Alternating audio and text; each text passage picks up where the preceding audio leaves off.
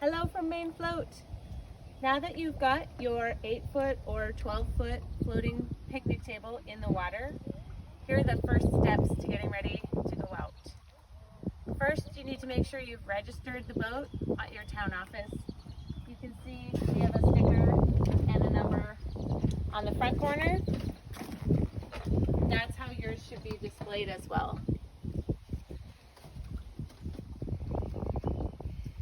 When you get on, you'll notice that it sinks a little bit, but it shouldn't be tippy at all. So as long as one person gets on at a time, should be no problem. This is the stern or the rear of the craft. You'll know that the front of the craft has the motor on it. So the motor pulls but doesn't push. So the first thing you want to do is put your keel down. You can do that with the string attached. It's a retractable keel, so it just falls down into place and it can just stay in the water. It's plastic, it doesn't need any maintenance. The next thing you want to do is make sure that your power system is on. All Maine Float craft are fitted with a kill switch. You just turn it to the green, and that turns all your battery power on to your USB, your motor.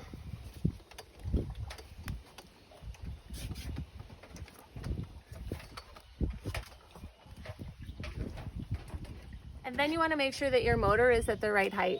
If it's been trailered or up on land, it'll be high up.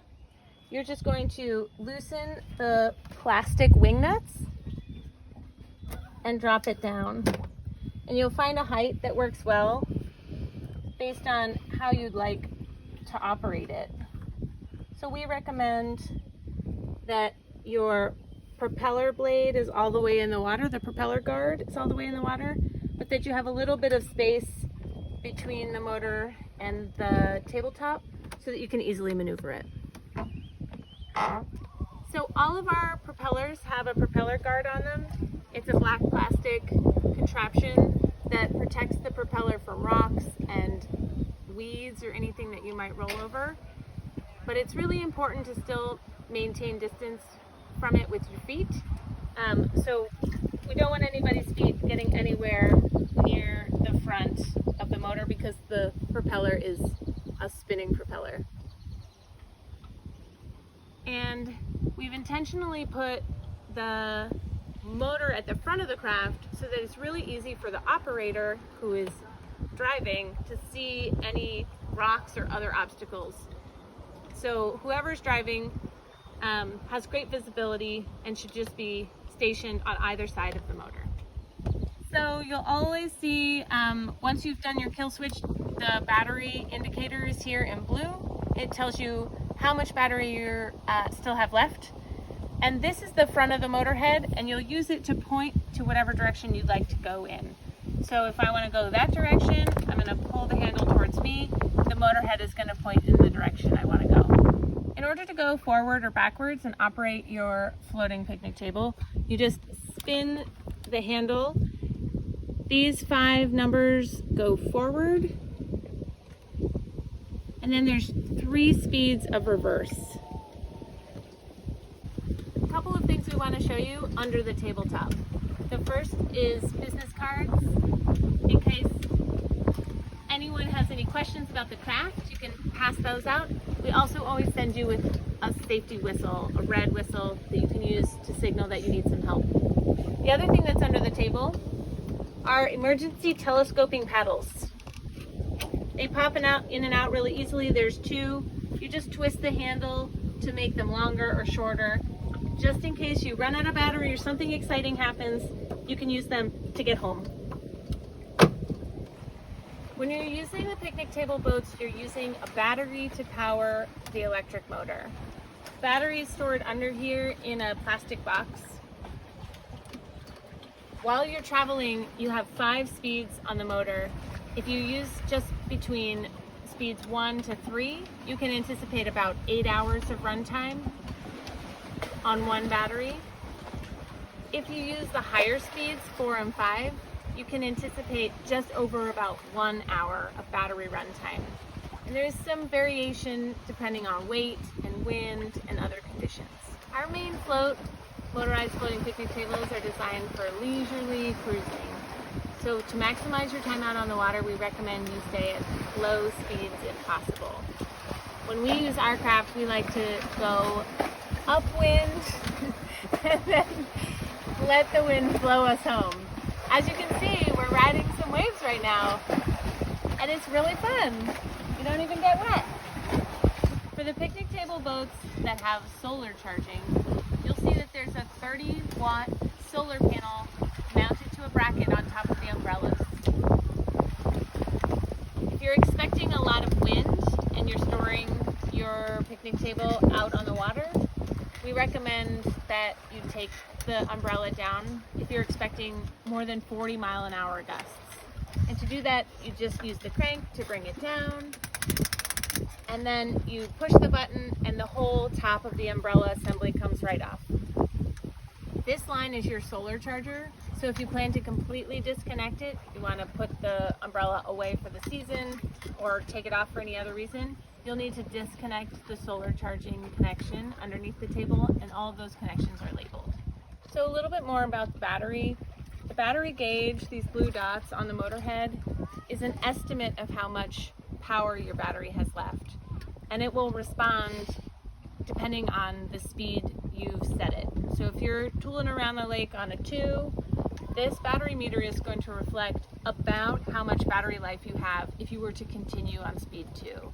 If you crank it up to speed 5 and you see the battery indicator dramatically change, it's showing you about how much battery life you have left were you to continue on speed 5. So to get the most enjoyment out of your picnic table, we recommend keeping it at low speeds. And the trickle charger, if you have the solar charging option, will not fully charge a battery in 1 day of sun. You need a little bit more time. So if you expect to use the picnic table day after day for 4, 5, 6 hours at a time, even on low speeds, you'll likely want to plug it in to an extension cord with the provided charger adapter, and we'll talk about that in just a minute. We're under the table and we wanted to show you a little bit more about the solar charge controller if this is equipped on your picnic table. You can see that this is showing that the solar panel, which is 30 watts, is charging the Happy battery. And this is another battery indicator that is more reliable than the one on the motorhead. You can see that this battery is nearly fully charged and that it's currently being charged by the sun. The maximum you'll ever see this charge is 14.8 volts. You also have 2 additional USB charge ports right here on the charge controller. If you're ever not using them, just be sure that their covers are in place, because the charge controller is water resistant, but it's not waterproof. When you're done using your table, you can leave the keel in the water, but you do want to make sure that you turn off the power.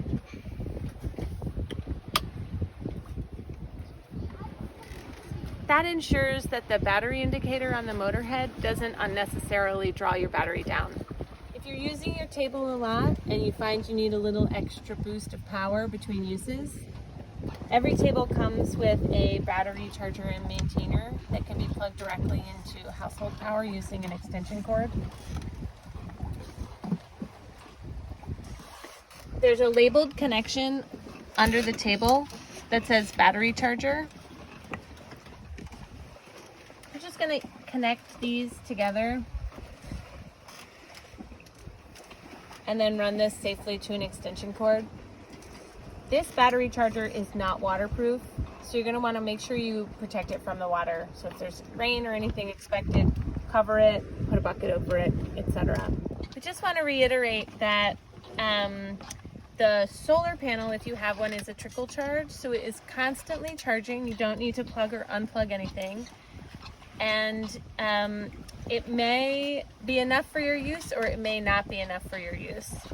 So that's why we always provide this additional battery charger. If you plug this into your household power overnight, it's likely to fully charge one battery. If you have a 2-battery system, it'll halfway charge the 2 batteries. 2-battery systems are connected in a parallel assembly, so they drain together and they recharge at the same rate together as well. You don't have to switch them or change any plugs between them. We just want to remind everybody that you should never be removing the battery for any reason unless you're storing your table at the end of the season. Also, remember that Maine law stipulates that every adult has to have a wearable personal flotation device provided on the craft, and every kid needs to be wearing a PFD. Be sure to check out your state's boating rules and regulations before hitting the water. And if you have any questions, you can always reach us at info@mainefloat.com and on Instagram and Facebook as well.